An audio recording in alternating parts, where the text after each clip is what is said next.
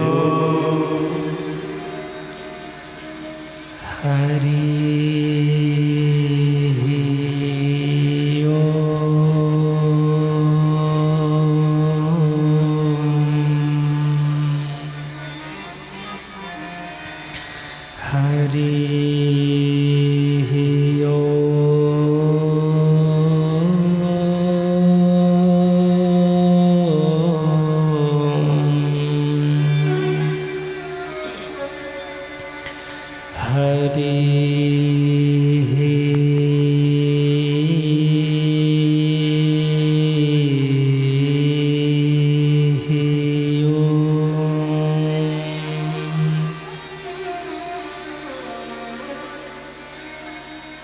कृष्णाय वासुदेवाय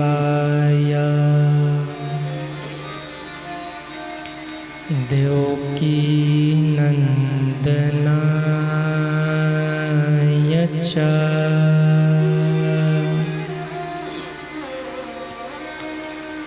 नन्दगोपकुमाराय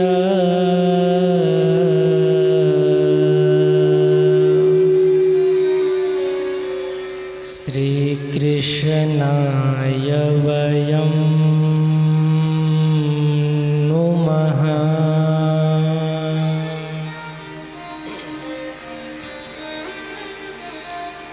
राधे मेरी स्वामिनी,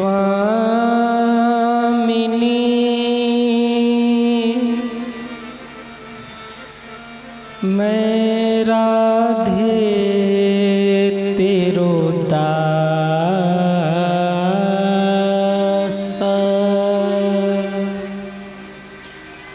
जन्म जन्म मोहि दीजियो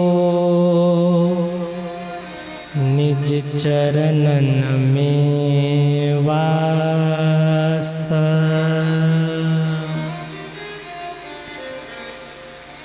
आइए हनुमंत विराजिए, कथा करूं आरंभ।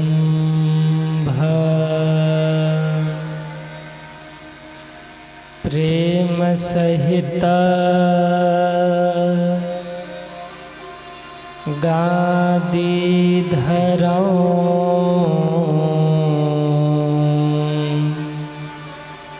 पधारिए वीर हनुमंत।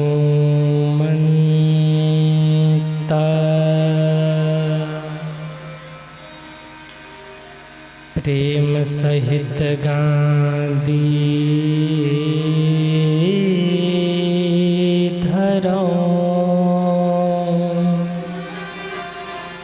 पधारिए वीर हनुमंत।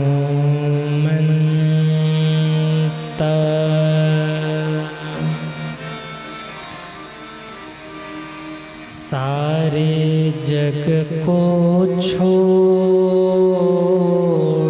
के मैं आयो तेरे द्वार। हे वृषभानु की लाडली,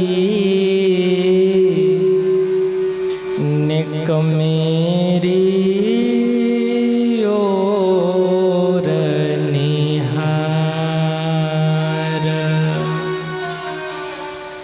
हे वृषभानु की लाडली,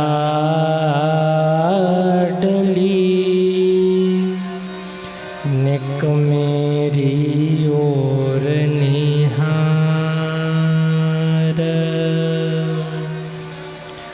बोलिए भागवत भगवान की जय हो। कृष्ण कन्हैया लाल की जय हो। राधे रानी की जय हो। श्री हनुमान जी महाराज की जय हो।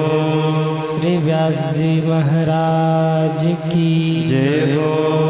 सुखदेव भगवान की जय हो बाबा विश्वनाथ की जय हो संत श्री देवरहा बाबा की जय हो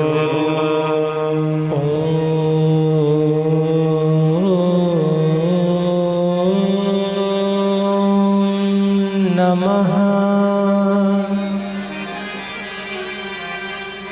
पार्वती पतये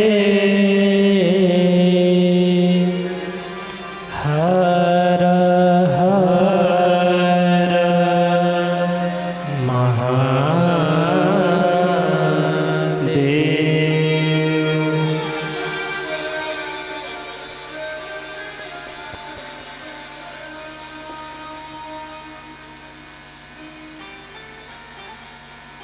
परम मंगल में परात्पर अखिलेश्वर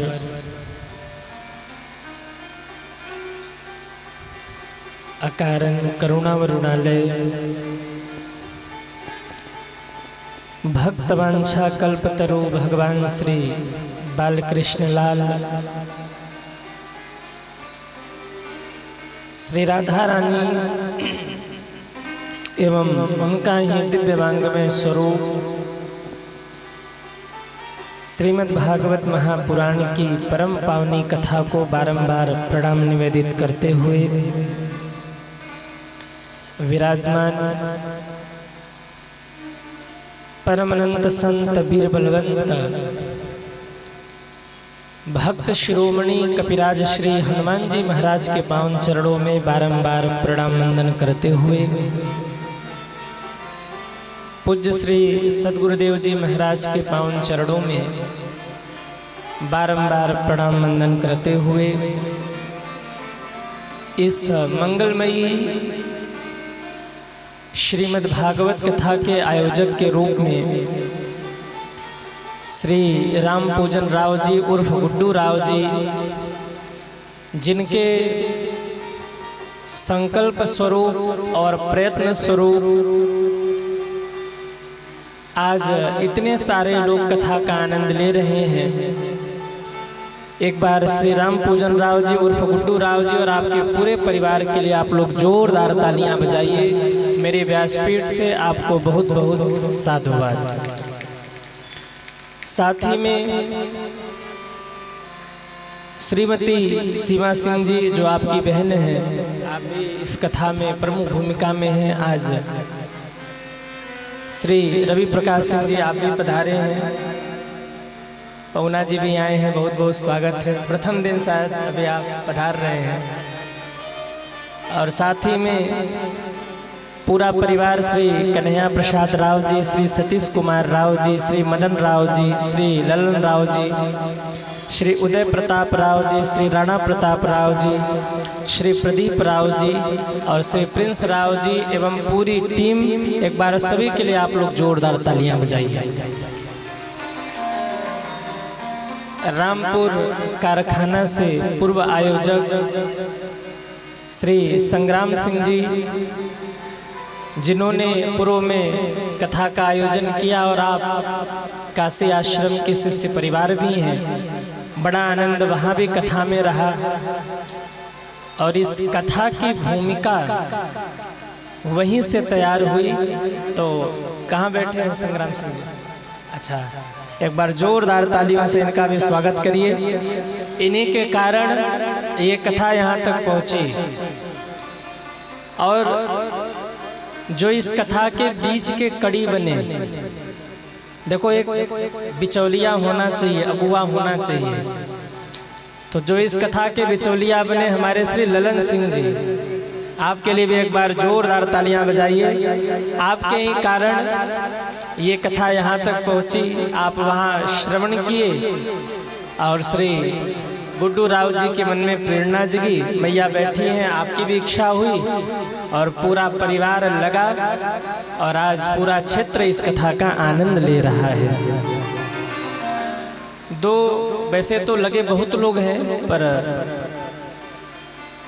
2-3 बच्चे आज मुझे मिलने आए और कह रहे थे गुरुजी हमने भी बड़ी मेहनत करी कथाओं में। राज गुप्ता और अरविंद सेवक, अनिल कुमार जी, आप सभी लोग इन बच्चों को भी साधुवाद। कहाँ बैठे हैं ये लोग, चले गए क्या? अच्छा, अभी घूम रहे थे। तो इन बच्चों ने भी बड़ी सहायता की और लगे तो सब लोग रहे। किसका किसका नाम लिया जाए? जितने भी इस सेवा में लगे हुए हैं भक्त लोग, सभी के लिए आप लोग जोरदार तालियां बजाइए, सभी को साधुवाद है। कथा प्रांगण में विराजमान भक्ति शक्ति स्वरूपा माताएं बहनें, समस्त श्रद्धालु भक्तगण, आप सभी के हृदय में विराजमान श्री सीताराम जी महाराज को सिय राम में सब जग जानी करहूँ प्रणाम। जोरी जुग पानी के पावन भाव से बारंबार प्रणाम वंदन करते हुए यूट्यूब पर बैठकर घर बैठे देश विदेश में कथा का आनंद ले रहे सभी भगवत प्रेमियों को जय श्री राम कहते हुए आइए 2 बार भगवत नाम कीर्तन गा लें। इसके बाद चलेंगे कथा प्रसंग की ओर। क्या गाएंगे? क्या गाएंगे? श्री कृष्ण गोविंद हरे हे नाथ। ये महामंत्र है, अपने घर में भी गाया करिए। श्री कृष्ण गोविंद हरे मुरारी हे नाथ नारायण वासुदेवाय। गोविंद हरे मुरारी हे नाथ नारायण वासुदेवाय। श्री कृष्ण गोविंद हरे मुरारी हे नाथ नारायण वासुदेवाय। श्री कृष्ण गोविंद सब गाइए भाव से जय हो। हरे मुरारी हे नाथ नारायण वासुदेवाय। हे नाथ नारायण वासुदेवाय। हे नाथ नारायण वासुदेवाय। हे नाथ नारायण वासुदेवाय। हे नाथ नारायण वासुदेवाय। हे नाथ नारायण वासुदेवाय। हे नाथ नारायण वासुदेवाय। श्री कृष्ण गोविंद हरे मुरारी श्री राधे नाथ नारायण वासुदेवाय। श्री कृष्ण गोविंद हरे मुरारी हे नाथ नारायण वासुदेव। जरा उठाइए दोनों हाथों को और तालियां बजाते हुए हरि बोल। जय जय।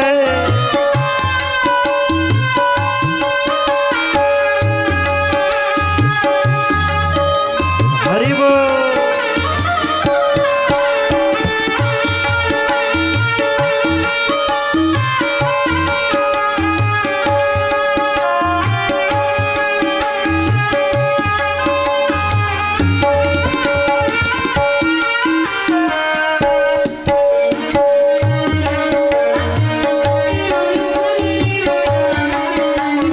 श्री राधे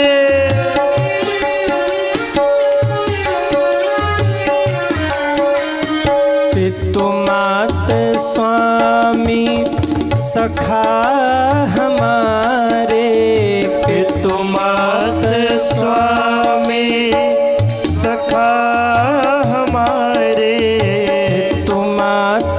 स्वामी सखा हमारे, पितुमात स्वामी हे नारायण सखा हमारे, हे नाथ नारायण वासुदेवाय, हे नाथ नारायण वासुदेवा।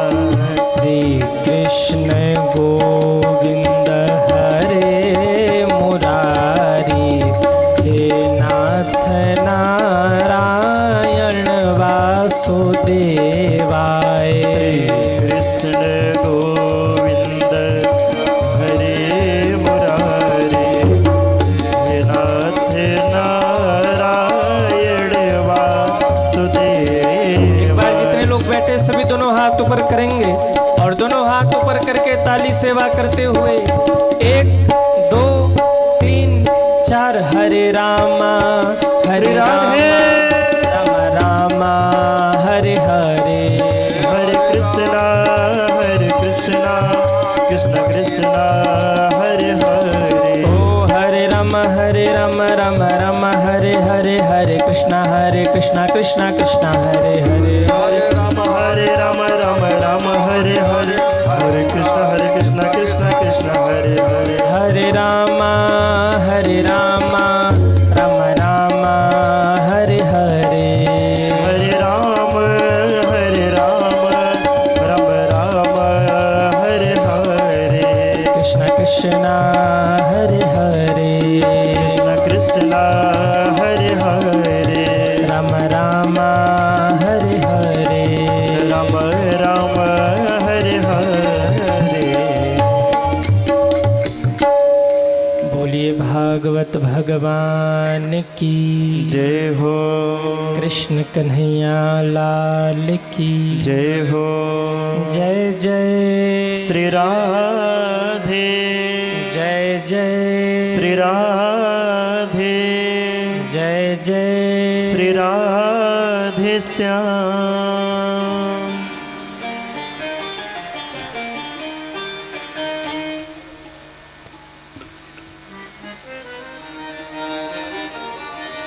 आइए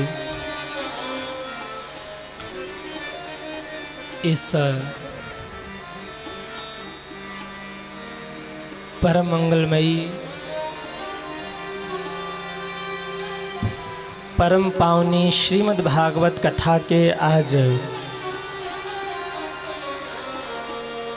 छठे दिवस की पावन बेला में प्रवेश करें और इस कथा को कह करके सुन करके अपने जीवन को धन्य धन्य करें।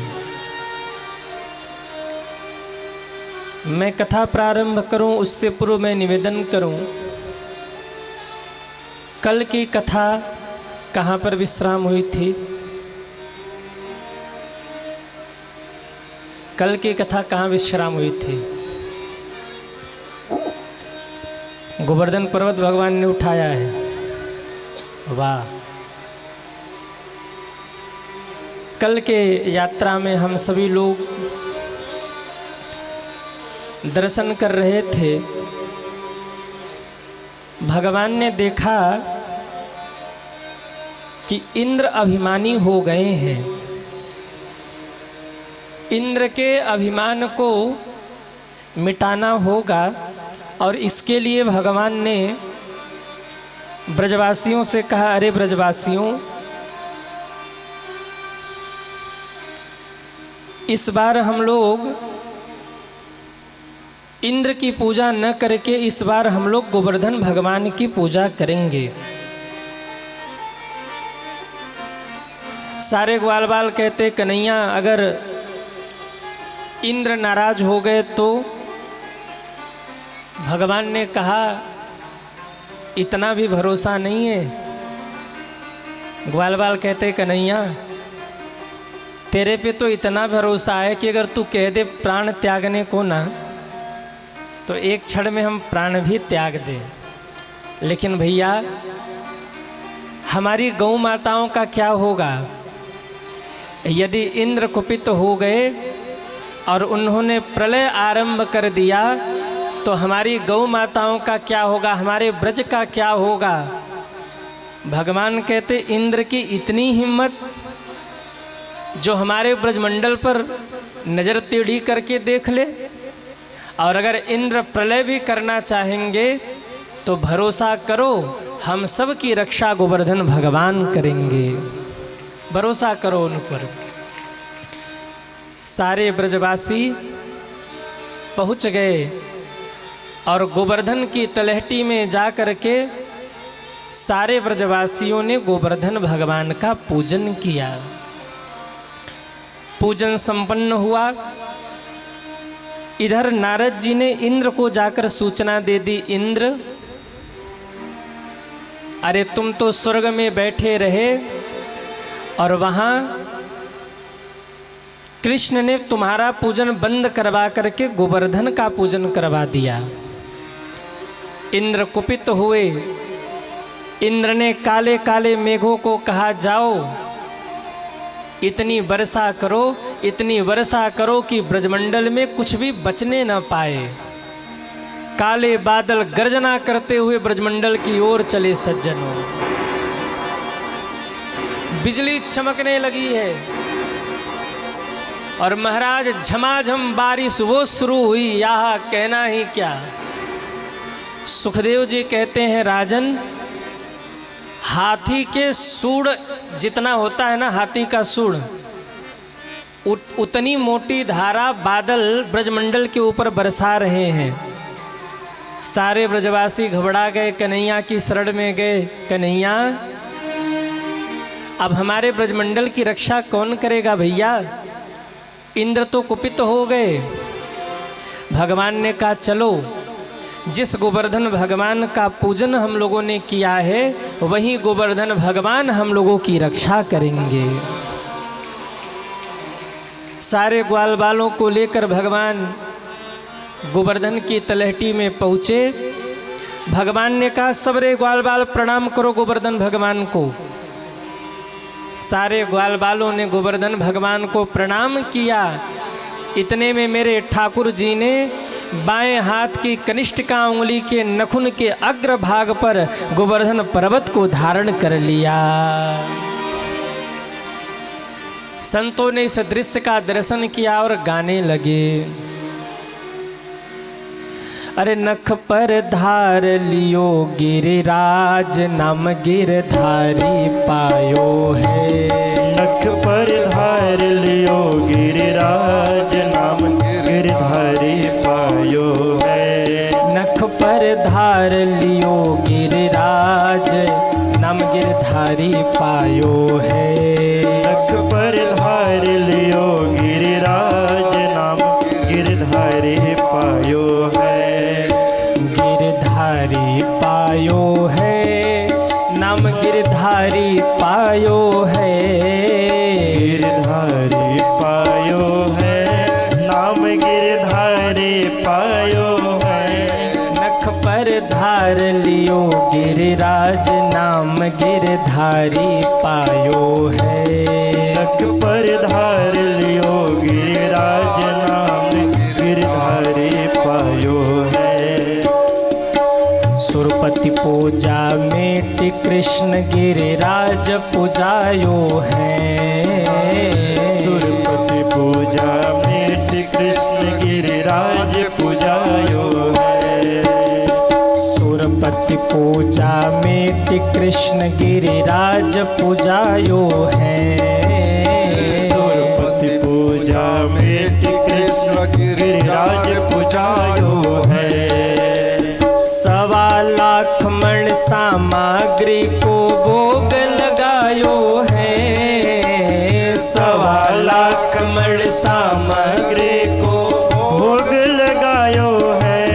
नख पर जय हो, नख पर जय हो। नख पर धार लियो गिरिराज, नाम गिरधारी पायो है। नख पर धार लियो गिरिराज,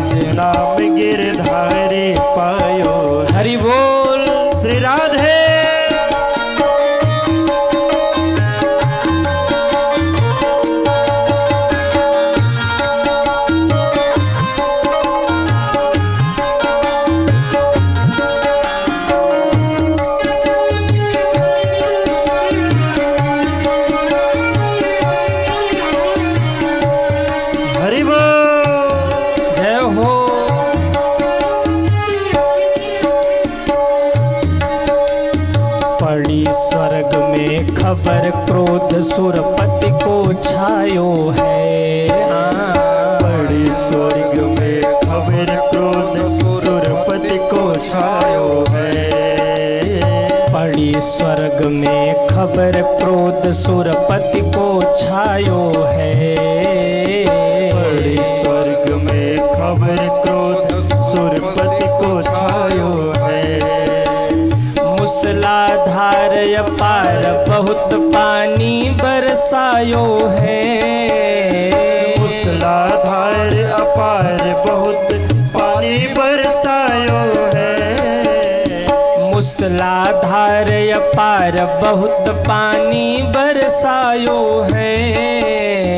मूसलाधार अपार बहुत पानी बरसायो है। कि नख पर धार लियो गिरिराज राधे धारी पायो है। नख पर धार लियो गिरिराज नाम गिरधारी पायो है। कि नख पर धार लियो गिरिराज नाम गिरधारी पायो है। नख पर धार लियो गिरिराज नाम गिरधारी। जरा उठाइए दोनों हाथों को, हरि बोल जय जय।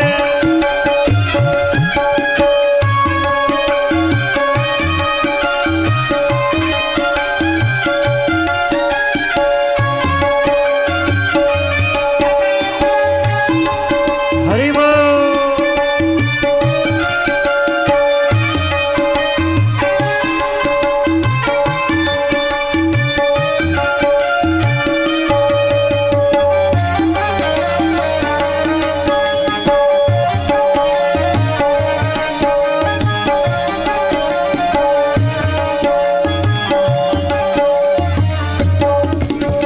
पड़ी न ब्रज पर बूंद एक देखत घबरायो है।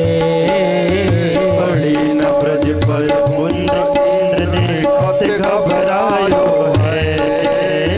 पड़ी न ब्रज पर बूंद इंद्र देखत घबरायो है। पड़ी न ब्रज पर बूंद इंद्र देखत घबरायो है। ब्रजवासी सब कहे धरण गिरिराज उठायो है।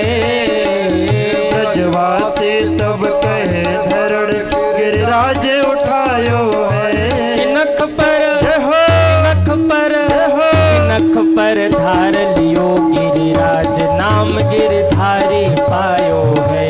नख पर धार लियो गिरिराज नाम गिरधारी पायो है। कि नख पर धार लियो गिरिराज नाम गिरधारी पायो है। नख पर धार लियो गिरिराज नाम गिरधारी पायो है। कि नख पर धार लियो गिरिराज नाम गिरधारी पायो है। नख पर धार लियो गिरिराज नाम गिरधारी पायो है। नाम गिरधारी पायो है। नाम गिरधारी पायो है। नाम गिरधारी पायो है। नाम गिरधारी पायो है। नख पर धार लियो गिरिराज नाम गिरधारी पायो है। गिरधारी पायो है। नाम गिरधारी पायो है। गिरधारी पायो है। नाम गिरि क्यों?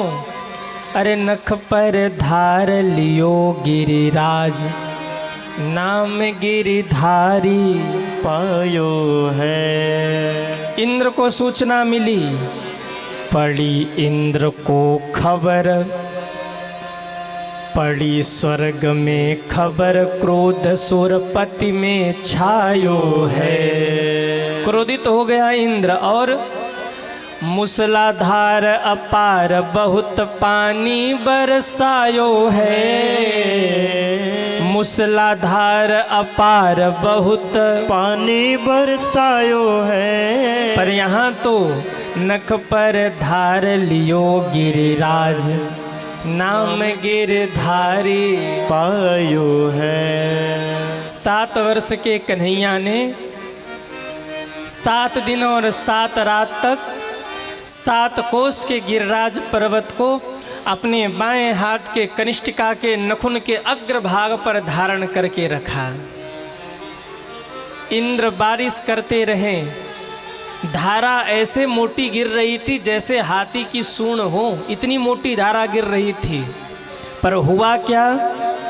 अरे पड़ी न ब्रज पर बूंद, इंद्र देखत घबरायो है।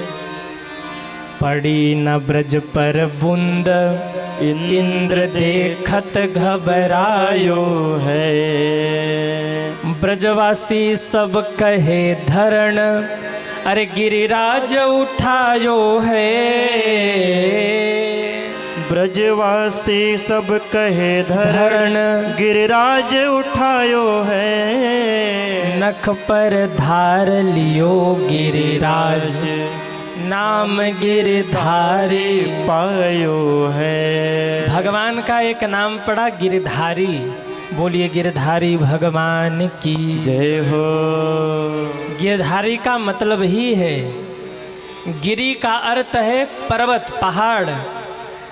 जिसने गोवर्धन पर्वत को अपने बाएं हाथ की कनिष्ठिका उंगली के नखुन के अग्रभाग पर धारण किया। गिरी यानी पर्वत को, इसलिए नाम पड़ा गिरिधारी।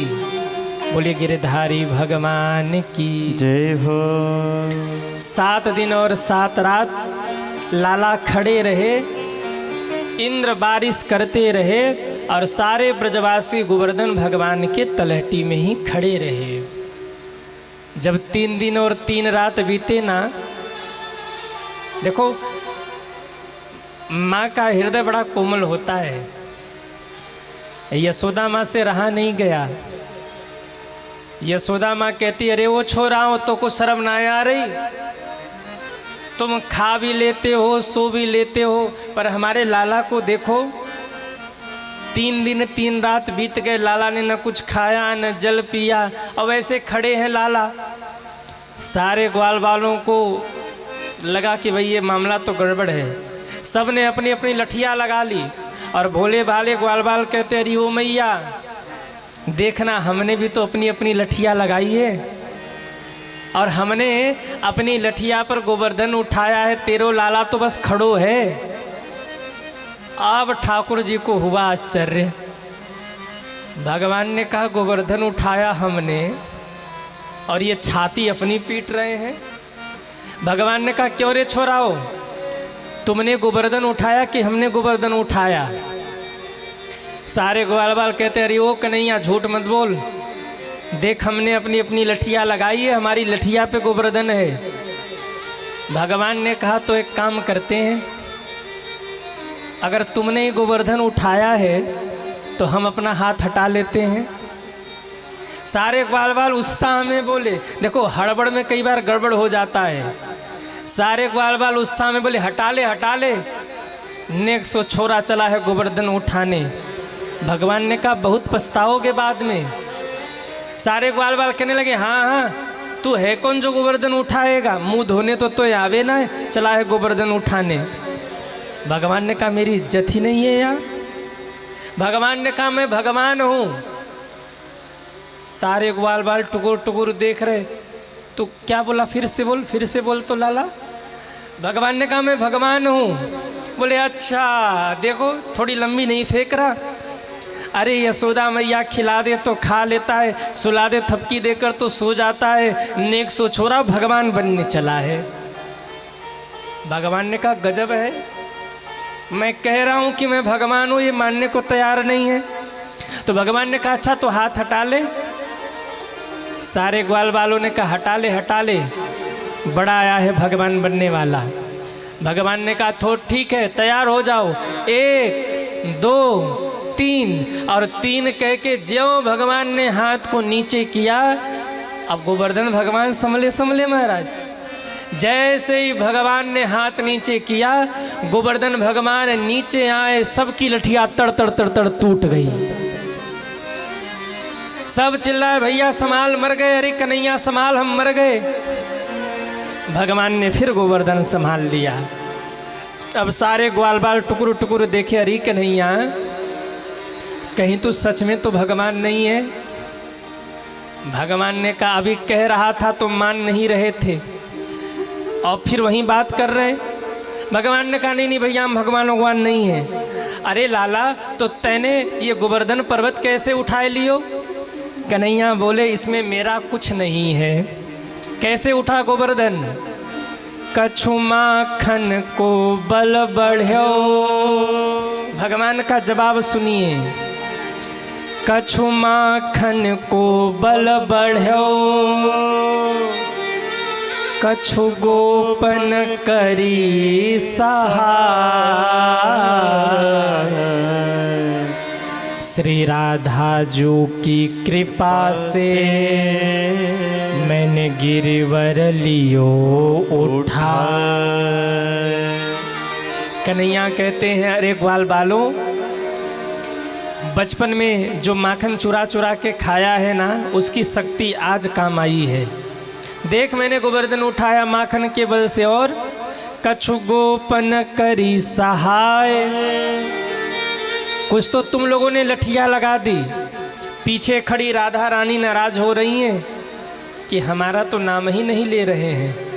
तब भगवान मुड़ के बोले श्री राधा जू की कृपा से मैंने गिरिवर लियो उठाए। ये सब राधा रानी की कृपा है और तुम सब ने अपना अपना बल लगाया। और सुनो छोराओं, ये जो मैंने गोवर्धन उठाया है ना, ये अपने बल से नहीं उठाया। जब मैं गोवर्धन उठा रहा था तो तुम सब मेरी उंगली की ओर देख रहे थे। तुम सब की शक्ति निकल निकल करके मेरे उंगली में आ गई और मैंने गोवर्धन पर्वत को उठा लिया। एक ग्वाल बाल कहने लगा अरे कन्हैया तभी तो हम भी सोच रहे थे कि 2-3 दिन से मैं दुबले पतले कैसे हो गए इतने। अरे चित्त चुराता था, चीर चुराता था, माखन चुराता था, ये शक्ति कब से चुराने लग गया तो। पर ठाकुर जी तो ठाकुर जी हैं, अपनी लीला कर रहे हैं। धन धन श्री ब्रज चंद्र इंद्र को मान घटायो है। धन धन श्री ब्रज चंद्र इंद्र को मान घटायो है। भक्त जन गोवर्धन वारो हरि जस गायो है। भक्त जन गोवर्धन वारो हरि जस गायो है। नख पर धार लियो गिरिराज नाम गिरधारी पायो है। 7 दिन और 7 रात बारिश हुई पर ब्रजमंडल में धूल ही उड़ता रहा सज्जनों। अब आप कहेंगे कि महाराज जी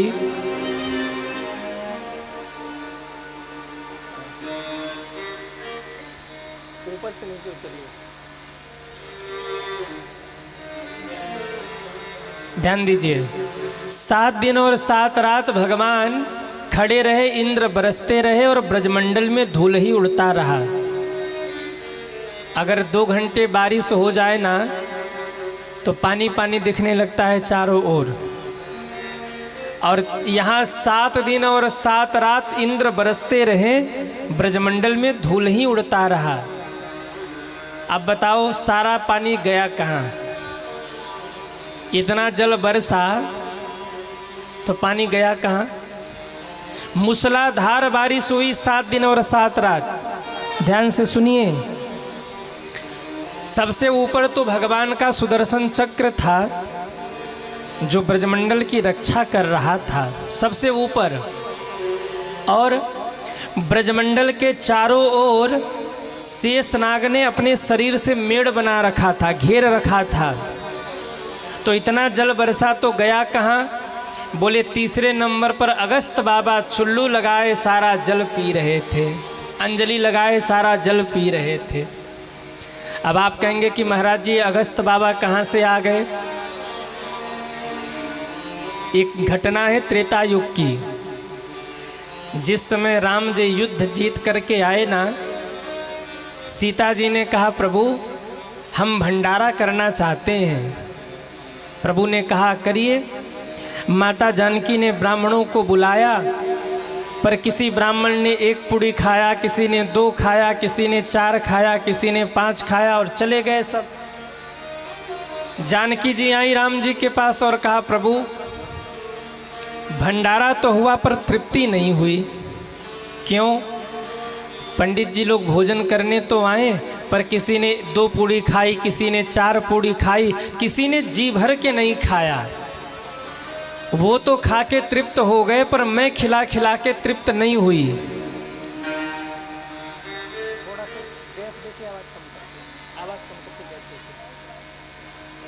बोलिए भक्त वत्सल भगवान की जय हो। सीता जी कहती प्रभु ब्राह्मण भोजन कर कर के चले गए, वो तो तृप्त हो गए, पर मेरी तृप्ति नहीं हुई।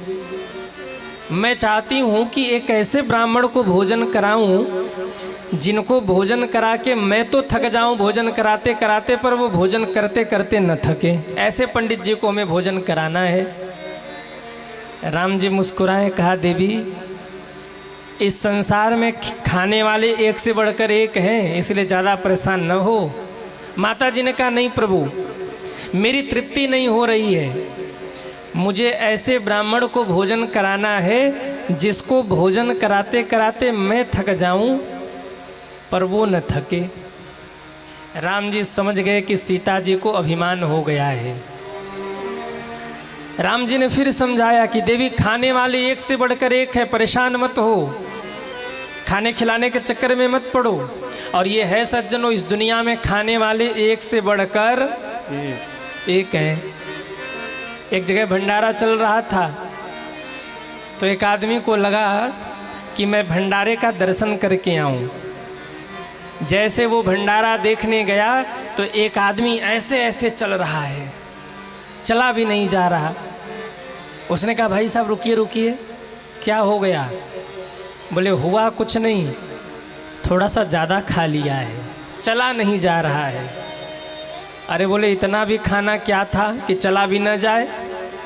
उसने कहा अरे हमने क्या खाया, खाने वाले पीछे आ रहे हैं।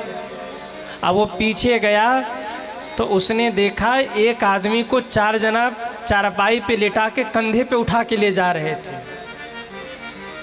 उसने कहा भैया क्या हो गया इन्हें? लोगों ने कहा हुआ कुछ नहीं, थोड़ा ज़्यादा खा लिया है।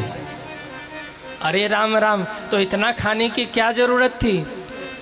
चारपाई पे लेटे आदमी ने चिल्ला के कहा अरे हमने क्या खाया, खाने वाले तो पीछे भंडारे में बैठे, जाओ वहाँ तब पता लगेगा।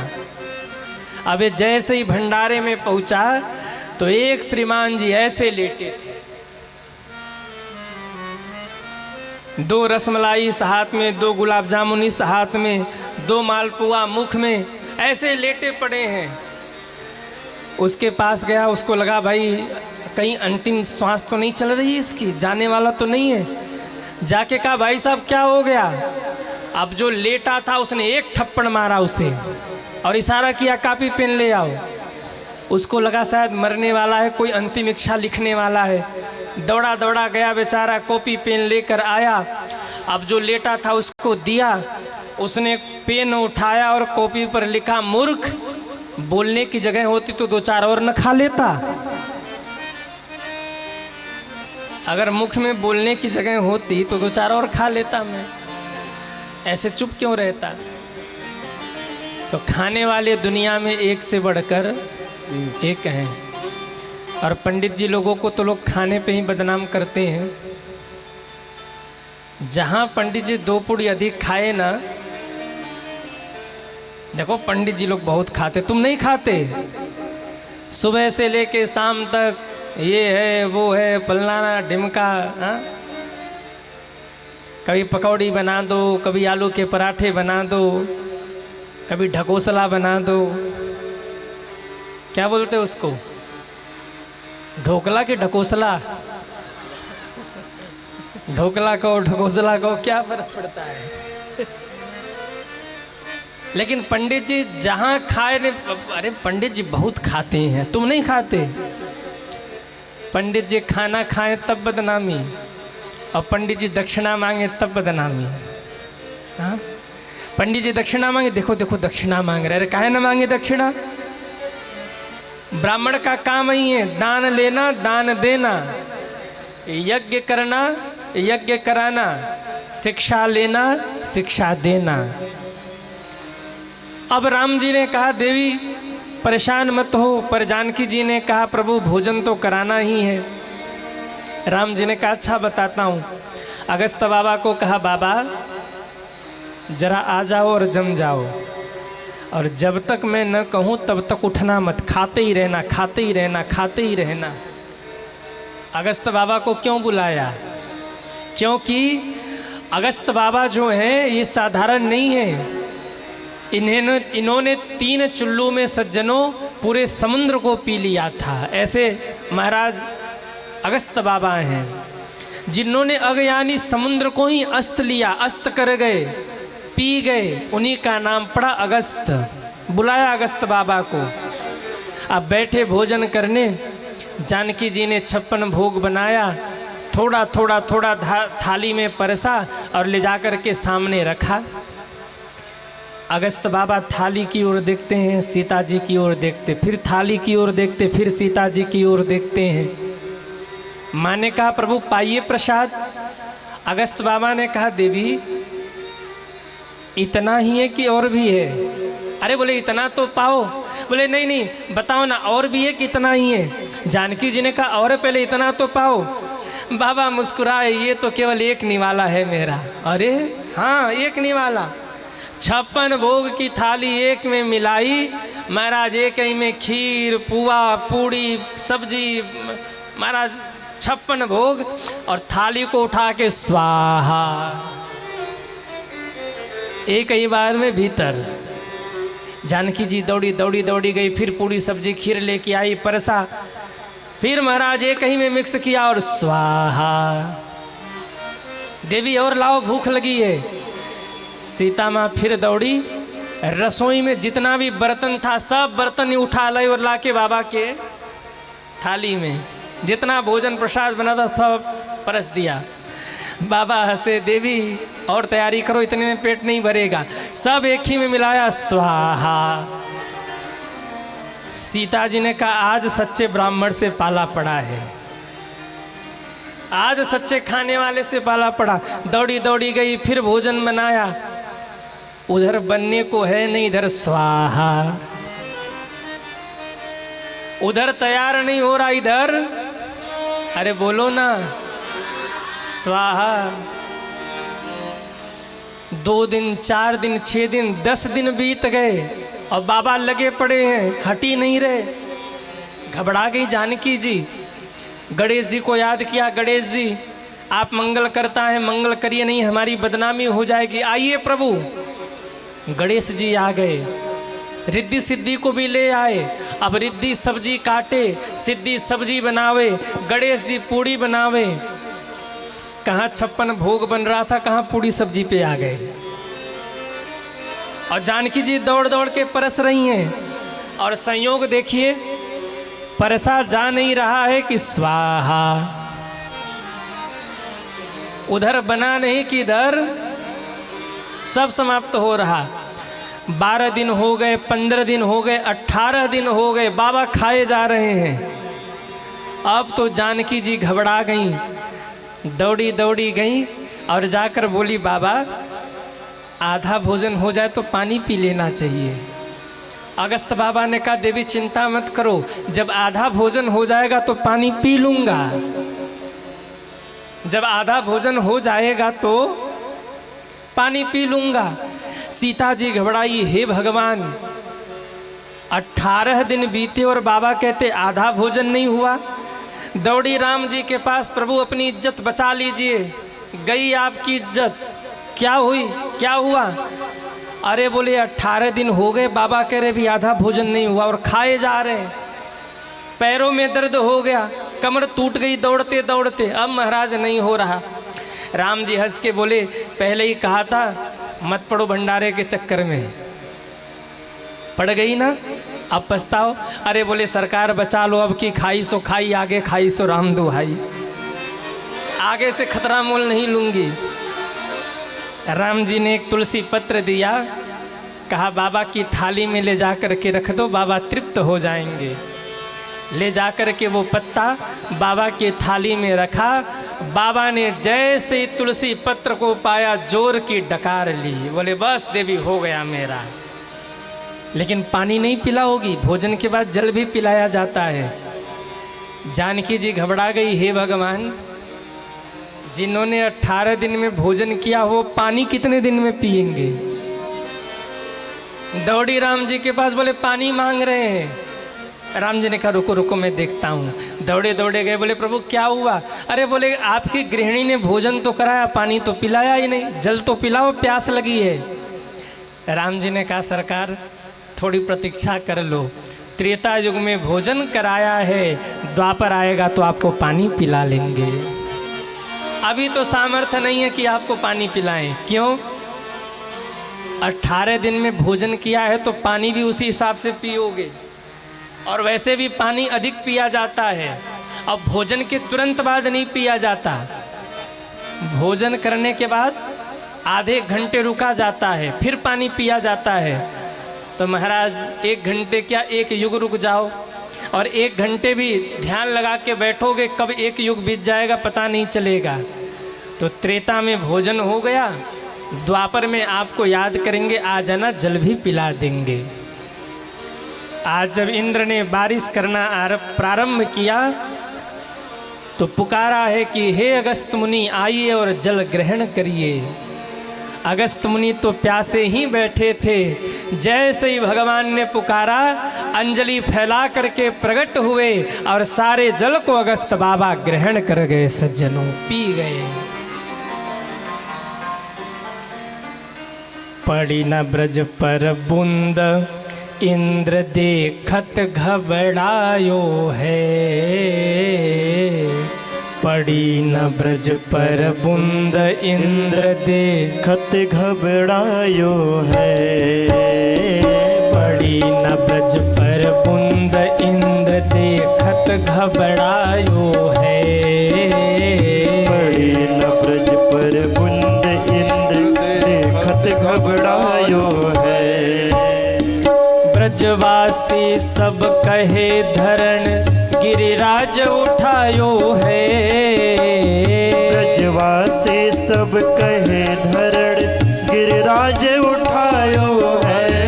नख पर नख पर नख पर धार लियो गिरिराज नाम गिरधारी पायो है, नख पर धार लियो गिरिराज नाम गिरधारी पायो है। कि नख पर धार लियो गिरिराज नाम गिरधारी पायो है, नख पर धार लियो गिरिराज नाम गिरधारी पायो है।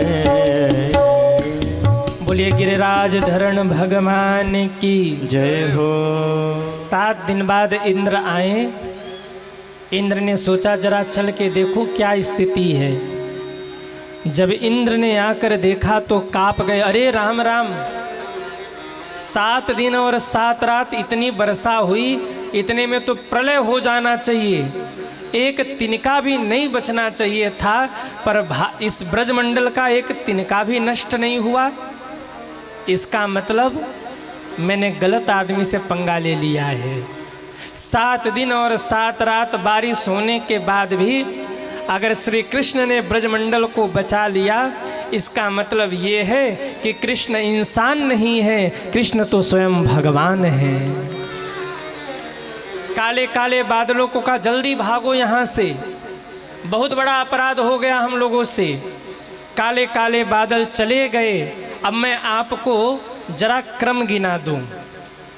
गोवर्धन पूजा आप लोग कब करते हैं? कहिए। दीपावली के सुबह अगले दिन यानी प्रतिपदा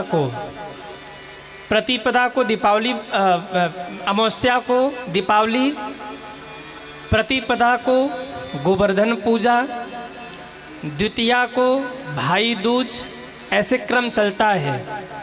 तो प्रतिपदा को गोवर्धन पूजा हुआ था, द्वितीया को इंद्र कुपित हुए थे और तृतीया से इंद्र ने बारिश करना आरंभ किया था। भैया दूज के सुबह से 7 दिन और 7 रात बारिश हुई थी।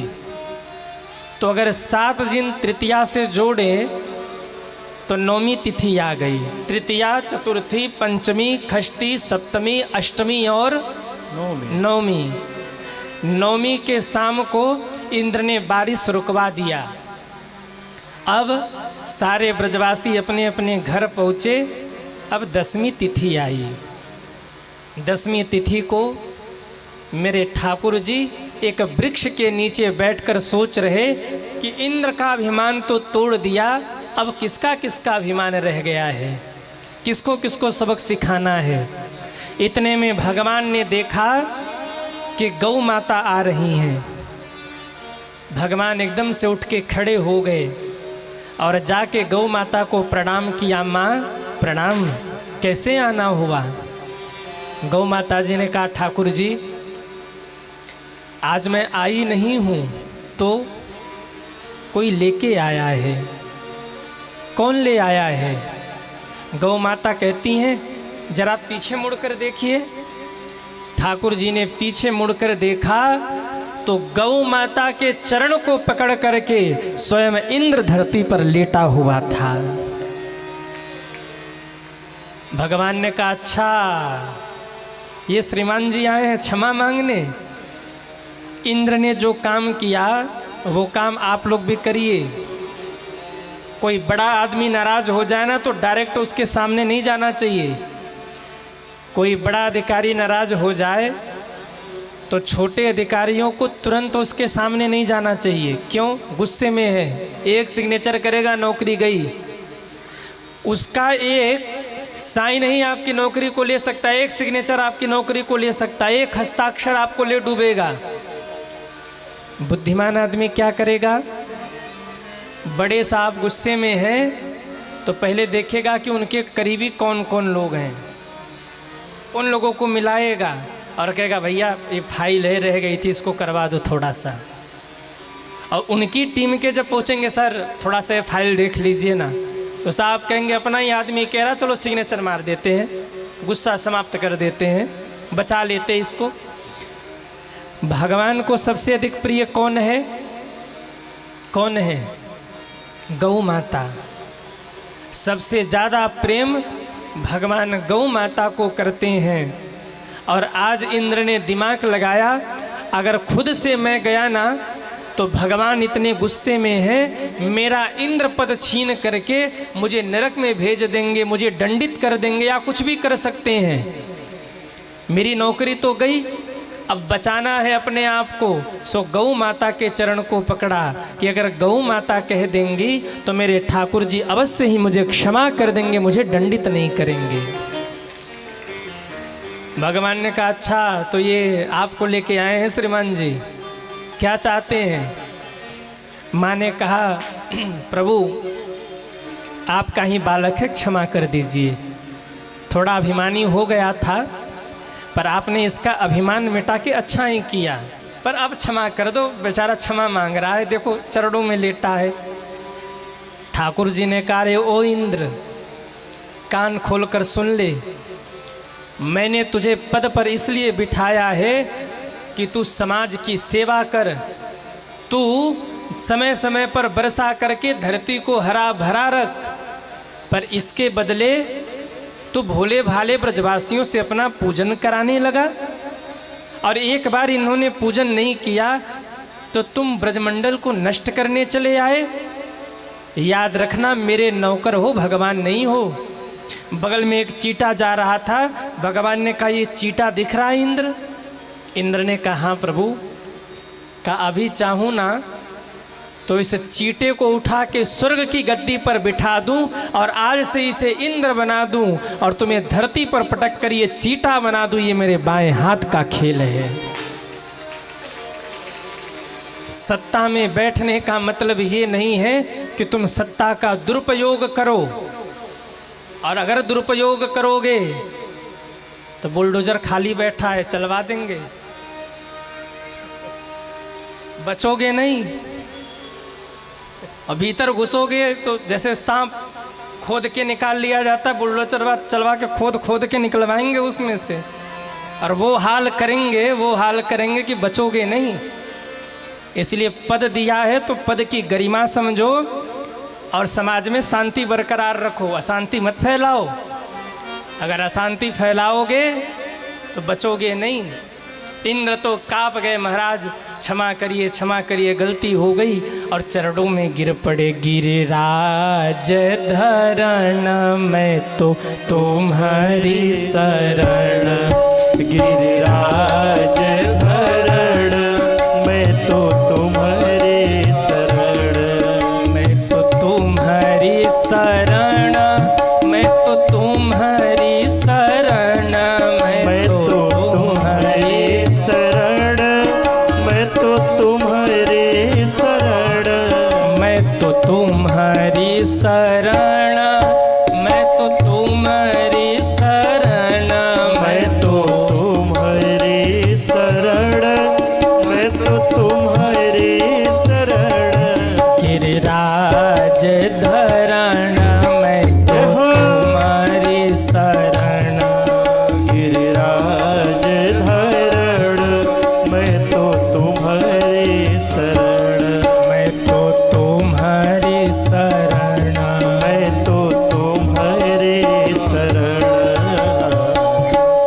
बार बार इंद्र चरणों में गिरकर क्षमा मांगने लगे, प्रभु मुझे क्षमा करिए। तब भगवान को लगा कि इसने अपराध तो किया है। देखिए, अपराध दो प्रकार का होता है। एक अपराध होता है धनात्मक अपराध और एक अपराध होता है ऋणात्मक अपराध। भगवान सोचने लगे इसने अपराध तो किया है पर इसने धनात्मक अपराध किया है। धनात्मक अपराध क्या है? किसी ने कोई गलती की और उससे अगर जगत का कल्याण हो गया तो अपराध तो है पर जगत का कल्याण हुआ, इसलिए धनात्मक अपराध हो गया। इसने क्या अच्छा किया? बोले अपराध किया कि ब्रज को नष्ट करने आया, पर मेरे 7 वर्ष के जीवन काल में पहली बार ऐसा हुआ कि 7 दिन और 7 रात तक मैं अपने ब्रजवासियों के बीच में खड़ा रहा और अपने ब्रजवासियों का दर्शन करता रहा। इसने अपराध तो किया पर अच्छी बात ये रही कि 7 दिन और 7 रात तक मैं अपने भक्तों के बीच में बना रहा। सारी गोपियाँ, सारे ग्वाल बाल, हमारी गैया मैया सब हमसे चिपक के लिपट के खड़े थे और कन्हैया कन्हैया कर रहे थे। 7 दिनों तक मैंने बड़ा दुलार पाया, बड़ा स्नेह पाया। ये इसने अच्छा किया। तो अपराध तो किया पर मेरे भक्तों को मेरे करीब ये ले आया 7 दिन 7 रात के लिए, इसलिए इसका अपराध धनात्मक अपराध है। भगवान ने कहा जाओ क्षमा करता हूँ, पर आगे से अभिमान मत करना। इंद्र प्रणाम करके चले गए। अब 10वीं बीती है, 11 आई। तृतीया से 9वीं तक बारिश हुई थी। 10वीं को इंद्र ने क्षमा मांगा। अब 11 यानी एकादशी की तिथि आ गई। जब एकादशी की तिथि आई तो कहते हैं नंद बाबा एकादशी का व्रत रखते थे, और जब व्रत हो ना तो भूख भी बहुत लगती है कि नहीं? वैसे आजकल व्रती कम चरती ज़्यादा रहते हैं। जिस दिन व्रत रहते हैं ना, नॉर्मल दिन से ज़्यादा खा जाते हैं उस दिन। हाँ, कुट्टू का आटा तो थोड़ा सा हलवा भी हो जाए, आलू तो चलेगा ही चलेगा, थोड़ा सा ड्राई फ्रूट, थोड़ा सा सेव वगैरह, थोड़ा सा दूध भी चलेगा। ऊपर से कुछ बच गए तो कुछ फलाहार और ले लेंगे और कहेंगे क्या आज हमारा व्रत है। खैर ठीक है, मुझे कोई दिक्कत नहीं, कैसे भी करो आप करो, पर करना चाहिए। हाँ, जब व्रत रहते हैं तो पूड़ी कचौड़ी की ज़्यादा ही याद आती है कि नहीं? वैसे मन नहीं करे। अच्छा, घर वाले भी बड़े गजब के होते हैं, जिस दिन व्रत रहो ना, आहा वो पकौड़ी छानेंगे और टमाटर और महाराज बढ़िया पुदीना की चटनी, और दिखा के सामने बैठेंगे लोग, अरे नहीं नहीं व्रत है, व्रत आज हमारा। अच्छा हम तो नहीं, हम तो खाएंगे। अब खा वो रहा है, मुख में पानी इनके आ रहा है, और लिस्ट उसी समय बना लेंगे। कल सुबह जैसे हुआ ना, सुबह होते ही पहले मूरी का पराठा बनाएंगे, हाँ, और दोपहर में कुछ स्पेशल रखते हैं क्योंकि आज फास्ट है तो कल को थोड़ा अच्छा हो जाना चाहिए कुछ। जिस दिन व्रत हो उस दिन भूख अधिक लगती है। नंद बाबा व्रत थे, भूख जल्दी लगी थी, सो जल्दी सो गए। आधी रात को उठ करके उनको लगा कि भोर की बेला हो गई, यमुना जी स्नान करने चले गए। मेरे भाई बहन, आधी रात को कभी भी किसी नदी में स्नान मत करिए। क्यों? नदियों के भी विश्राम का समय होता है। आधी रात्रि को कभी पेड़ से पत्ते मत तोड़िए। आधी रात को कभी भी किसी पुष्प के पेड़ से पुष्प मत तोड़िए, उनके विश्राम का समय है। आप सो रहे हों और आधी रात को आपको जगा दे कोई झकझोर करके, कैसा लगेगा? अरे कहिए ना। जगते ही जिसने जगाया उसकी खोपड़ी फोड़ेंगे। बोले रुक जाता हूँ, अभी नींद लगी थी, भी जगा दिया। रात के समय जीव जंतु भी विश्राम करते हैं। मैं निवेदन करूं, इस संसार में प्रकृति ने कभी भी अपनी सीमाओं का उल्लंघन नहीं किया है। प्रकृति ने कभी अपनी मर्यादा का उल्लंघन नहीं किया है, लेकिन एक मानव ही ऐसा है जो समय समय पर नियमों का उल्लंघन करता है। पंछियों को सोने का समय रात है, जगने का समय दिन है, तो पंछी रात सोते हैं, दिन जगते हैं। वृक्षों के विश्राम का समय रात्रि है, दिन उठने का जगने का समय है, तो जगते दिन में है, रात में वो भी विश्राम करते हैं। किसी से वो महाराज अपने नियमों के विरुद्ध जाकर द्वेष नहीं करते। पर मनुष्य ही एक ऐसा है जो अपनी मानवता के खिलाफ जाकर के प्रकृति के खिलाफ षड्यंत्र रचता है, और उसी का परिणाम है कभी सुनामी आती है तो कभी कोरोना आता है। उसी का परिणाम है कभी धरती फटती है तो कभी पहाड़ गिरता है। उसी का परिणाम है कभी भयंकर आंधी आती है और सब कुछ नष्ट हो जाता है। क्यों? प्रकृति सहती है, लेकिन जब हम आप विवश कर देते हैं, सहन शक्ति से बाहर हो जाए बात, तब प्रकृति अपना रुद्र रूप दिखाती है। और मेरे भाई बहन, जब प्रकृति अपना रुद्र रूप दिखाए ना, तो केवल परमात्मा ही बचा सकते हैं, इंसान के बस की बात नहीं है।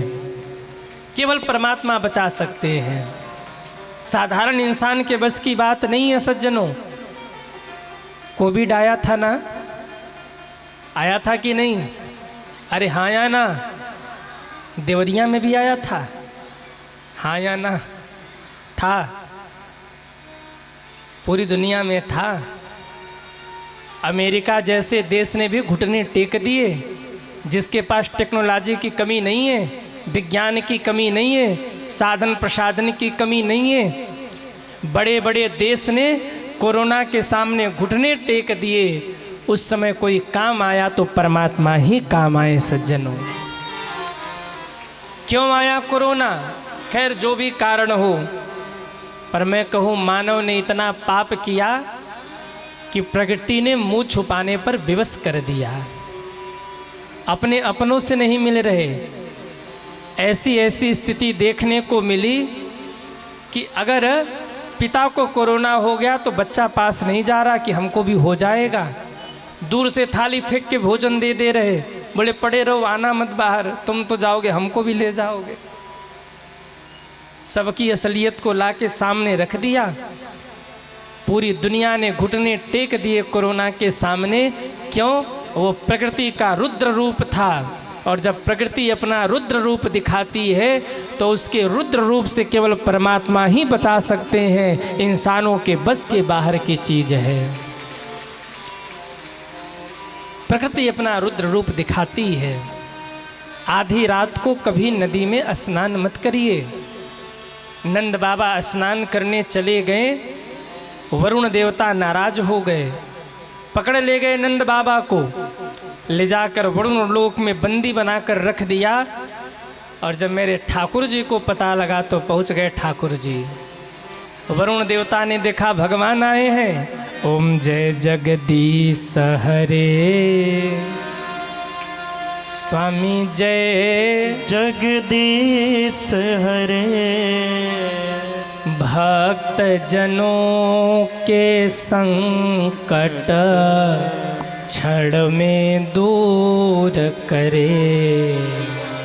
ओम जय जगदीश हरे। भगवान ने कहा हमारी स्तुति कर रहे हो और हमारे पिताजी को बंदी बना के रखा है। वरुण देवता ने कहा वो आपके पिताजी हैं? कहा हाँ, नंद बाबा हैं, वो हमारे पिताजी हैं, अरे उन्हें मुक्त करो। वरुण देवता ने कहा प्रभु क्षमा करिए, मुझसे गलती हो गई। भगवान प्रसन्न हो गए। भगवान ने कहा वरुण देवता मैं आपसे प्रसन्न हूँ। क्यों? अगर किसी ने प्रकृति के नियम का उल्लंघन ही किया हो तो भले ही वो मेरा पिता ही क्यों न हो, आपने उन्हें भी दंडित किया, इसलिए मैं प्रसन्न हूँ आपके ऊपर, मेरा आशीर्वाद आपके साथ है। अच्छा किया, मेरे पिता ही क्यों न हो, लेकिन अगर किसी ने अधर्म किया है तो उसको दंड तो मिलना ही चाहिए। क्यों?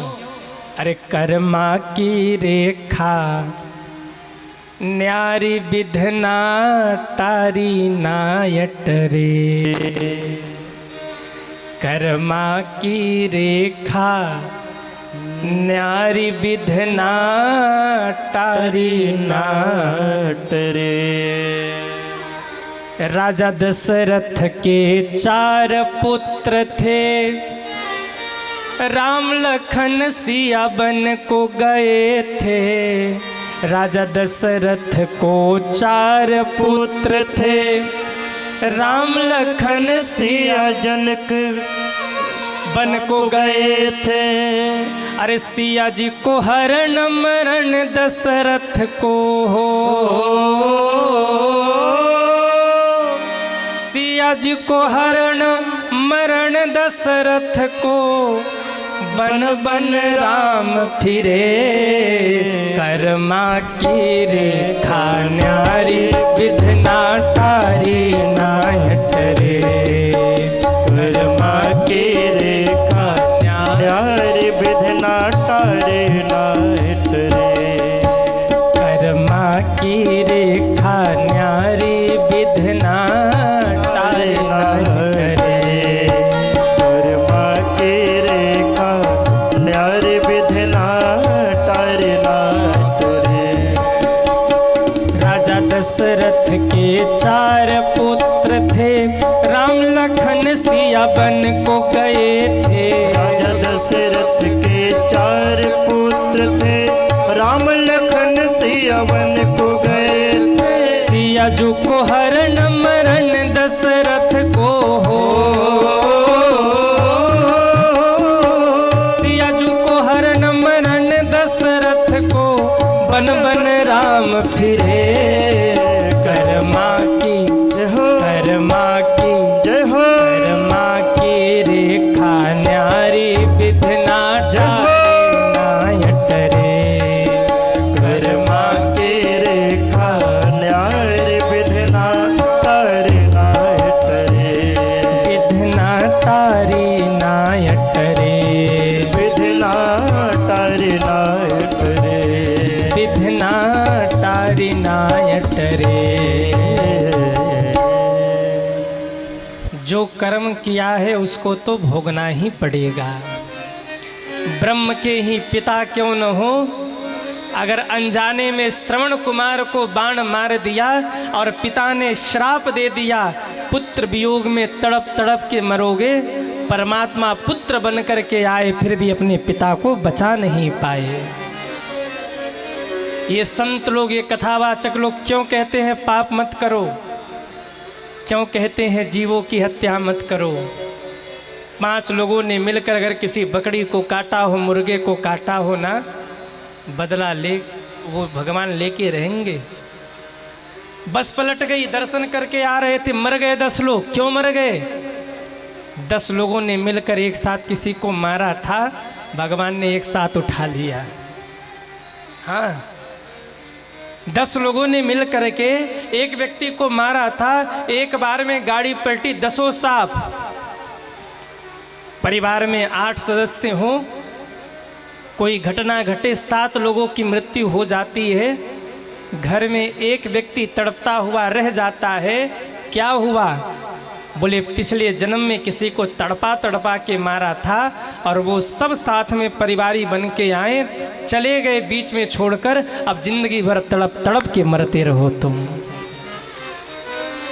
ये कर्मा है सज्जनों, ये कर्म है। कभी किसी के साथ बुरा मत करिए, कभी किसी के साथ गलत मत करिए। और यदि आप गलत कर रहे हैं तो एक कोरा कागज़ लीजिएगा और उस पर लिखिएगा कि हमने ये गलत किया है, लेमिनेशन करा करके प्रॉपर्टी के कागजात के नीचे दबा करके रखिएगा और बार बार उसे उठा करके पढ़िएगा और समझ लीजिएगा कि एक न एक दिन इसका हिसाब किताब होगा। 1 रुपया भी अगर किसी का लिया है ना, तो 1.5 रुपये 2 रुपये करके वापस करने पड़ेंगे। कुछ नहीं होगा, कुछ नहीं होगा। तो महाराज कोई ऐसी बीमारी हो जाएगी, लग जाएगा उतना। कई लोग होते भाई का धन हड़प के बैठे होते हैं और आज ये समस्या बढ़ती जा रही है। आज नहीं, पहले से भी थी। दुर्योधन भी उस जमाने में था, दुर्योधन भी उस जमाने में था जो भाई का धन हड़प रहा था। आज भी ऐसे दुर्योधन हैं जो अपने ही भाई का धन हड़प के बैठे हुए हैं। मैंने एक दिन और कहा था, आज भी कहूँ, कभी भी अपनी संतानों के लिए अपने सगे भाई का या किसी का भी धन मत हड़पना, जमीन मत हड़पना। क्यों? परमात्मा आपकी संतान को इतना कुकर्मी बना देंगे, इतना कुकर्मी बना देंगे कि महाराज एक ही झटके में सारा उड़ा देगा, आपके हाथ लगने वाला नहीं है। किसी के साथ गलत करके कभी जिंदगी में खुश मत होना। हमने गलत कर दिया, हम सुखी हो गए, नहीं, अभी तो उनका डंडा पड़ना बाकी है। और जब उनका डंडा पड़े ना, तो उनकी लाठी में आवाज़ नहीं होती पर पीड़ा बहुत होती है। जब वो पीटते हैं ना, तो महाराज चिल्लाने की भी फुर्सत नहीं देते, दे दनादन इतना पीटे, बोले तूने किया है गलत, तो ले भोग। ये जो लोग पाप करते हैं ना, याद रखना, बनावटी बात नहीं कह रहा हूँ, बुरा भी मत मानना। नरक में स्पेशल कढ़ाई भगवान ने बना के रखा है उनके लिए, और उसमें गरम गरम खौलता हुआ तेल रखा हुआ है, नीचे भट्टी लगी हुई है और प्लानिंग चल रही है 20 साल बाद, 25 साल बाद, 30 साल बाद आएगा, तब तक तेल खौला करके रखते हैं। जैसे ही जाएंगे उठा के पटक दिया जाएगा। और जैसे पूड़ी फूल जाती है कढ़ैया में ना, ऐसे ही यातना शरीर का महाराज वो दुर्गति होगी उसकी, फूल जाएगा पूरा शरीर, वो चीखेगा चिल्लाएगा पर बच नहीं पाएगा। भागवत में लिखा है, मनगढ़ंत बात नहीं कह रहा हूँ। एक बात और, यदि कोई अधर्म और पाप करके बढ़ रहा है तो ये मान लीजिएगा कि पुरानी बासी रोटी खा रहा है। कोई पाप करके बढ़ रहा है और कोई पुण्य करके भी दुखी है, ताज़ा नहीं है, बासी खा रहा है। जिस दिन वो ख़त्म हुआ ना, ठाकुर जी ऐसा पलटा मारेंगे कि कहाँ जाएगा पता भी नहीं चलेगा। कोई पाप करके बहुत बढ़ता है और कोई धर्म करके जहाँ का तहाँ पड़ा रहता है। लोग आके हमसे पूछते, गुरुजी मेरा पड़ोसी तो पाप करता है फिर भी बढ़ रहा है, और मैं इतना धर्म करके भी दुखी हूँ, अच्छा काम करता हूँ फिर भी दुखी हूँ। प्रारब्ध काट रहे हो, पिछले जन्म का जो विधान है उसे नष्ट कर रहे हो आप। जो पूर्व में पाप हो गया, अच्छे काम करके आप उसे नष्ट कर लीजिए। जिस दिन आपके अच्छे कामों का परिणाम मिलेगा, नंबर 1 पर आप होंगे, पीछे पीछे दुनिया होगी। जिस दिन हिसाब होगा उस दिन आप सबसे ऊपर पहुंच जाएंगे और दुनिया नीचे आ जाएगी। और जो पाप करके भी खुश हो रहे हैं ना, उनको भगवान कहाँ भेजेंगे तो भगवान ही जानते, हम नहीं बता पाएंगे। कभी भगवान मिले तो पूछ लेंगे कि प्रभु पापियों को कहाँ भेजते हो। हमको बता देंगे भगवान तो हम आपको भी बता देंगे, लेकिन अभी हमको भी नहीं पता। पर केवल इतना पता है कि किसी के साथ गलत मत करिए, किसी का एक भी रुपया आप अपने पास मत रखिए, किसी का धन मत हड़पिए। कोई अगर गरीब है, कोई अगर कमज़ोर है, उसको सताइए मत। उसकी एक आह आपके कई कई पीढ़ियों को नष्ट कर देगी सज्जनों। अगर आपके कारण किसी कमज़ोर व्यक्ति के आँख में आंसू आ गए और उसने रो करके इतना कह दिया, प्रभु ये क्या हो रहा है, बस आपके विनाश के लिए इतना ही काफ़ी है। वाल्मीकि रामायण में एक ऐसा प्रसंग है कि जब रावण जाता था, नर नाग सुर गंधर्व कन्या उनकी बेटियों को घसीटते हुए लंका में लेकर के आता था ना, पुष्पक विमान में बिठा करके, चीत्कार की आवाज़ को सुन करके जब विभीषण जी निकलते थे कुटिया के बाहर, तो देखते हैं पुष्पक विमान में उन कन्याओं के आँख से आंसू गिरे हैं और पूरा पुष्पक विमान भीगा हुआ है, जिनका हरण करके रावण ले आया। उस दिन विभीषण जी रो के कहते हैं, रावण दुनिया का कोई अस्त्र शस्त्र तो तुझे नष्ट नहीं करेगा, पर ये जो कन्याओं के आंसू इस विमान में गिरे हैं, ये आंसू तेरी लंका को एक दिन जरूर डुबो देंगे, तुझे कोई बचा नहीं सकता। समुद्र तुझे न डुबा पाए, राम जी के बाण भी तुझे न मार पाए, पर भरोसा रखना ये जो आंसू गिर रहे ना, ये आंसू तुम्हें जरूर नष्ट कर देंगे। वाल्मीकि रामायण के शब्द हैं। और वहीं हुआ, रहा न कोकुल रोम निहारा, राम विमुख असहाल तुम्हारा। आप अच्छे कर्म करोगे तो ये मत समझिए कि वो व्यर्थ जा रहा है, नहीं। आप अच्छे कर्म कर रहे तो आपको या तो आपकी अगली पीढ़ी को वो मिलेगा। मैं कथा कर रहा हूँ ना, इसमें शशिकांत महाराज का कुछ नहीं है, संग्राम जी मेरा कुछ नहीं है। मैं अगर कथा कर रहा हूँ तो ये 4-5 पीढ़ियों की तपस्या है। पूज्य दादाजी के पिताजी कर्मकांडी ब्राह्मण थे, पर पूज्य दादाजी तो संत हो गए। गृहस्थ थे, लेकिन गृहस्थ होते हुए भी पूज्य दादाजी विरक्त हो गए थे। एक लंगोट पहनते थे और एक महाराज कंधे पर कम्बल, ठंडी हो गर्मी हो बरसात हो वैसे ही रहते थे। सीताराम सीताराम, घर नहीं रहते थे। घर के बाहर एक कुटिया दूर बनाकर तुलसी का पौधा लगाया था और किसी का प्रवेश नहीं, अकेले बैठ के सीताराम सीताराम सीताराम सीताराम करते थे। कुटिया से निकले, मन किया अयोध्या जी, वृंदावन, चारों धाम पैदल घूमते थे, पैदल निकल जाते थे, चारों धाम यात्रा कराते थे। छोटे से ठाकुर जी को गले में बांधकर एक गौ माता साथ में और एक कमंडल, पैर में खड़ाऊं, कंधे पर एक कम्बल और शरीर पर एक लंगोट, बस निकल गए यात्रा पे। संतों की टीम साथ में जा रही है। आजीवन पूज्य दादाजी ने किसी से 1 रुपया दक्षिणा नहीं लिया।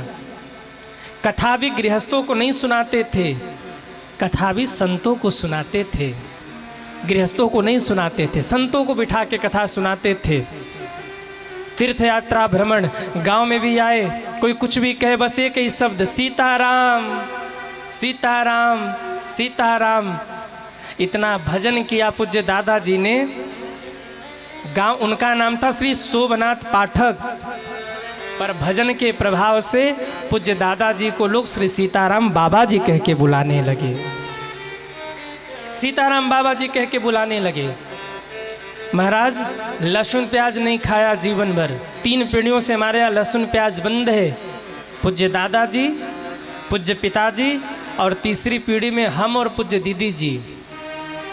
3 पीढ़ियों से लहसुन प्याज बंद है। पूज्य दादाजी संत, पूज्य पिताजी कथावाचक और तीसरी पीढ़ी में हम और दीदी जी भी कथा क्षेत्र में आ गए और भगवान की सेवा करने लगे।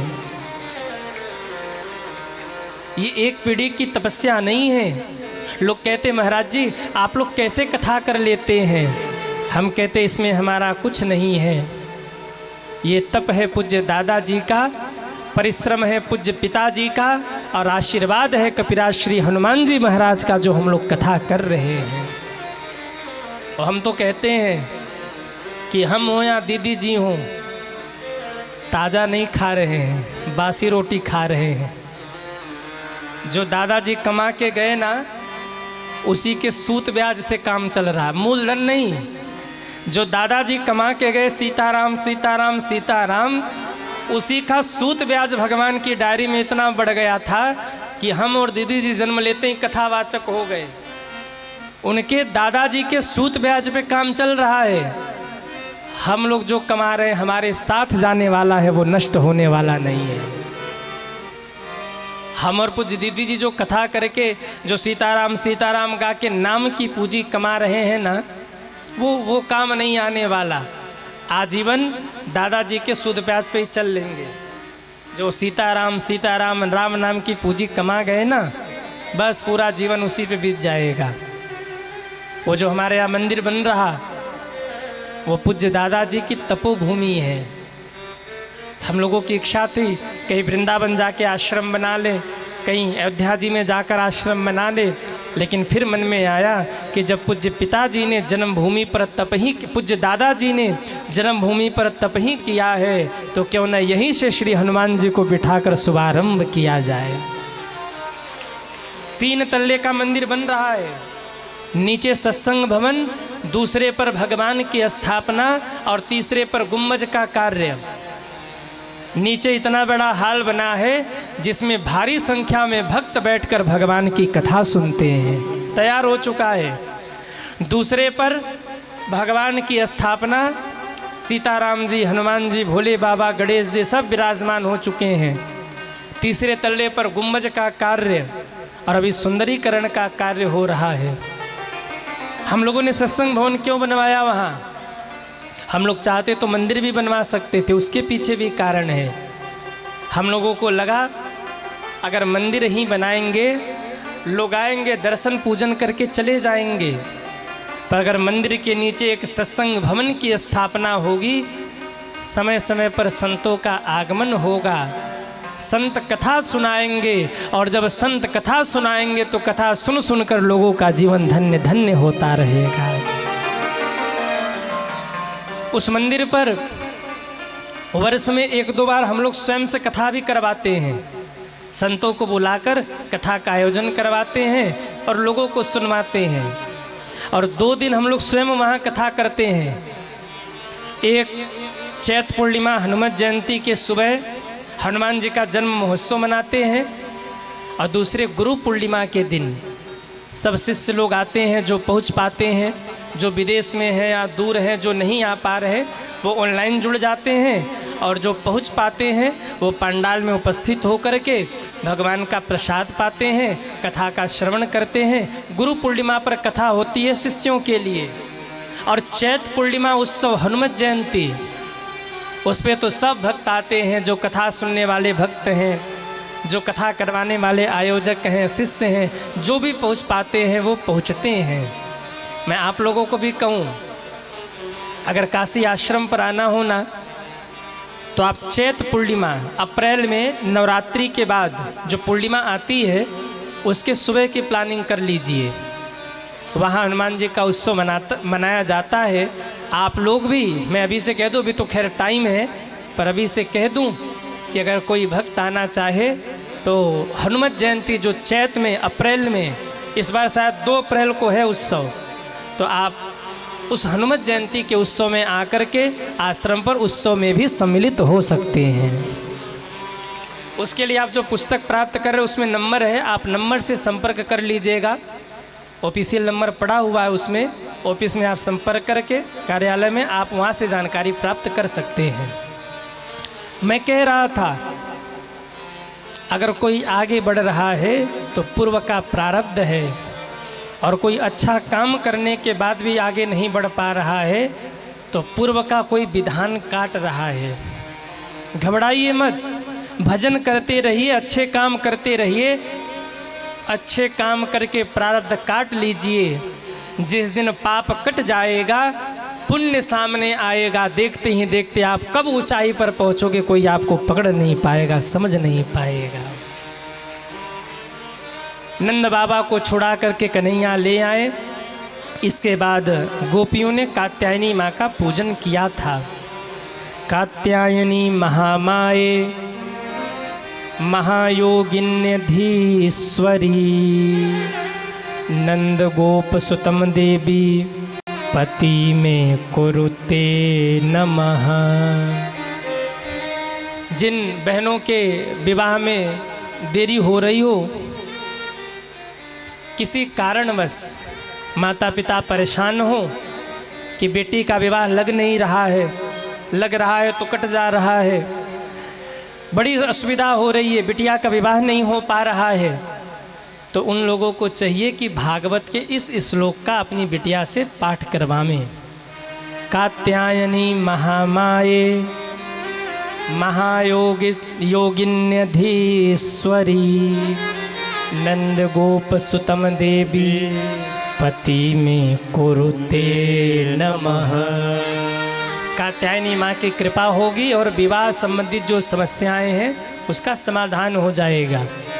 कई माँ बाप आते हैं परेशान रहते, गुरुजी बिटिया की शादी लग रही है पर हो नहीं पा रही है, किसी न किसी कारण कैंसिल हो जा रही है। एक बात सदैव याद रखिएगा, इस संसार में कोई किसी के खाते का नहीं खाता। जो भी खाते हैं सब अपने खाते का ही खाते हैं। और बेटियां, अरे वो तो अपना भाग्य लेके खुद ही आती हैं। आप कितना भी सिर पीट लो, पर जहाँ उनका भाग्य जुड़ा होगा घुमा फिरा के वहाँ वो पहुँच जाएंगे। और जब पहुँचना होगा तभी पहुँचेंगी। अगर लिखा है कि भाई 2030 में किसी का विवाह होना है, लाख सिर पीटो 28 में नहीं होगा, हाँ वो 30 में ही होगा। क्यों? विधान उसी समय का लिखा है। और बेटियां तो स्वयं लक्ष्मी हैं साहब। माँ बाप चिंतित हो जाते हैं, बेटी का जन्म हुआ तो इतना हम धन लाएंगे कहाँ से, बेटी का विवाह होगा क्या? अरे मत चिंता करो, ये मानो कि आज आपके घर में लक्ष्मी मैया का प्रागट्य हो गया है। चरण